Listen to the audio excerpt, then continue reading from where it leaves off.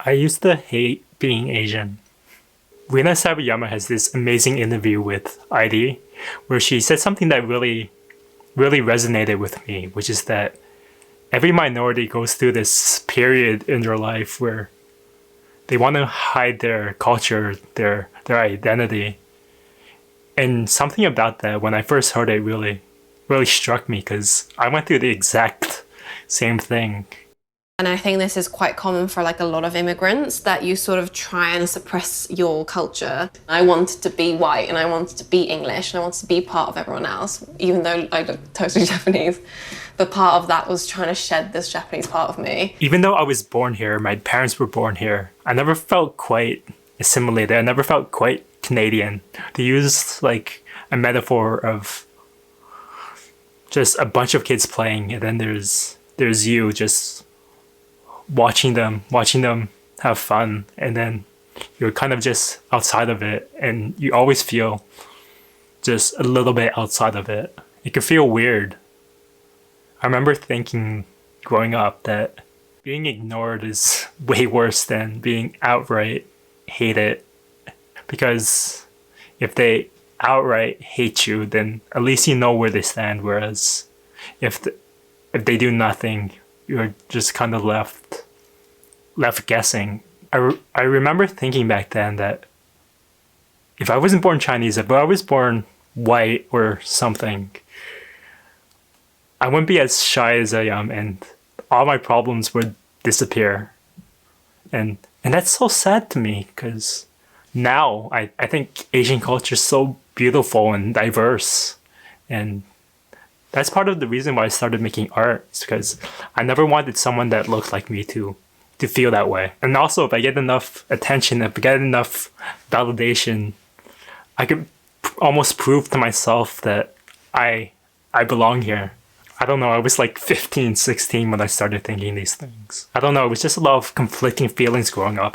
I didn't feel like I belonged anywhere, even with other Asian people.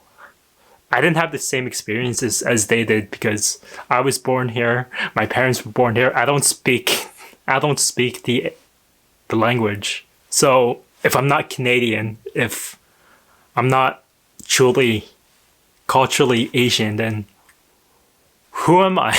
The thing that really changed for me and helped me to accept myself was the internet, and being able to find people that felt exactly the same way that I do. And oddly enough, I discovered Donald fucking Glover. Even though he's not Asian, I feel like he went through something very similar. And he would always preach this idea of uniqueness is a good thing because it helps you to stand out, and no one could be better at being you than you. So I don't know where this is going. So through him, I was able to go through, oh, I'm different. Shit, I'm different too. Embracing that difference and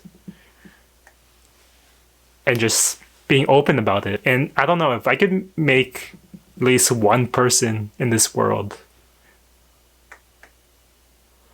feel the same way that Donald Glover made me feel. I think that's all I could ask for in this world.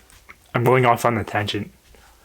I wrote a completely different script for this video, and I just said screw all of it. I originally started writing this video because of what happened in Atlanta 2 weeks ago. But honestly, I don't know how to feel. I think the only thing we could do is I think the only thing we could do is to help our fellow community up, and that that's it. Be good to your neighbor. Be good to your neighbor. I wasn't sure if I was going to make this video, honestly. It was weird to talk about, but it's good to get it off your chest.